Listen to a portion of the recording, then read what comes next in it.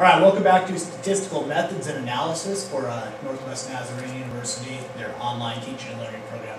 We're going to start out today in an Excel document. I'm going to help walk you through how to get to different statistical things that you'll need. The first thing you're going to have to do is you're going to have to add in what we call the data analysis toolpack. To do so, you're going to click up on the Start menu, and you're going to come all the way down to where it says Excel Options, down right next to Exit Excel. Click on Excel Options, you're in here.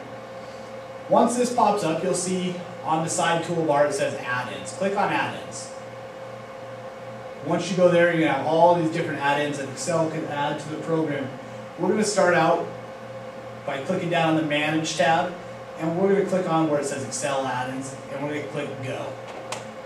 What that will do is it'll pop up this box right here, and you're going to click on Analysis Toolpack and Analysis Toolpack VBA and hit OK.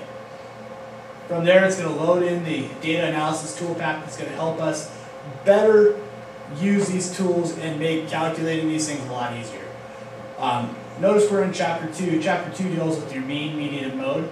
If you click on your data analysis toolpack, in here you'll see something called descriptive statistics. What this will give you is it'll give you all your measures of central tendencies. It'll give you your standard deviations and your variance. Click on that. Our input range, if you want to put the number of beds in there, click on that. Highlight all the way down to your last value. Now, if you do put the number of beds, make sure you click on labels in the first column or first row. So notice up here in the input range, we have all the values we inputted in that we highlighted. Next, click on output range. Make sure you click in the box first because it will automatically go somewhere else. And then click on where you want your output data to be. What you want is you want your summary statistics, and then click OK. Notice down here, it gives you your mean. Your mean is also your average. It gives you your median, and then it says NA for mode. NA is, there's no mode in this group of data. Also, it gives you a standard deviation, which you learned about in Chapter 3. And a variance, which you also learned about in Chapter 3. The descriptive statistics makes it a lot easier to calculate these than going through and find the mean, median, mode on each of them. The other way you can do it is up here. There is a little F of X key right by the where you can type in. You hit the F of X key, you can come here and you can find those. If you want the median, you type in median and hit go, and it'll take you to your median function. It tells you what to do. So it says median. Click OK. You want your numbers. Again, you want numbers here through here. Put them in. Click OK, and it tells you your median is 3.09. Notice they match up. We use the same data set. You want your mean. You're going to do the same thing. You're going to come up here to the little F of X key, click on it, and you're going to type in mean. Notice nothing comes up for mean. That's because the mean in Excel is called average. That is an important thing to remember. Click on average, notice it pops up right here. Same thing, hit OK. We want to input these numbers, so we come up here, highlight the numbers we want to input, hit OK. And it gives us the mean of 335.1, the exact same as we got in our descriptive statistics. Finally, if we want to do mode, again, click on the F of X key, type in mode, it goes to your mode.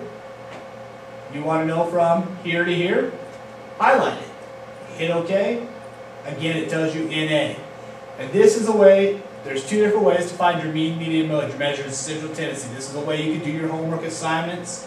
I don't mind you doing the book assignments this way either. You just have to type all the numbers in. If you have any questions, feel free to stop by and watch the next sample video of this. Thank you.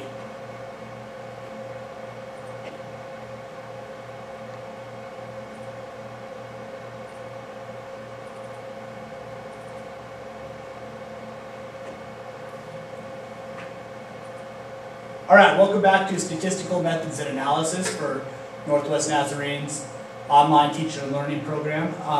This time we're working with Chapter 3 and data sets for Chapter 3. We want to find our variation, our variance, our standard deviation, our skewness of data sets, stuff like that. So a couple ways you can do this if we're looking for our standard deviation. You can come here and click on the little F of X, type in standard deviation. Click, go, and it's going to take you to these different standard deviations. The one you are looking for is STDEV. On mine, it's the fourth one down. Click OK. We want to know the standard deviation of this set of data, so highlight that set of data, hit OK, and our standard deviation is 0.70255. If I want to know my variance, I'm going to do the same thing. I'm going to click here, I'm going to type in variance. Click go, and your variance comes up. What you're looking for is also the fourth one down here is VAR for variance. Click on that, highlight the numbers you want to put in, and hit OK, and it tells you your variance. Remember, your variance is your standard deviation squared. The other way you can find variance and standard deviations by clicking on the Data Analysis Toolpack. Click on that, click on Descriptive Statistics. Again, in Descriptive Statistics, if you want the title, you come up here to your input, you erase those. You want the title, click on it, highlight all the numbers. Click Label in the first row. Find where you want to put your output right there. You want Summary Statistics, click OK. Again, it gives you your mean, your median, mode, which we learned in Chapter 2, or your central tendencies.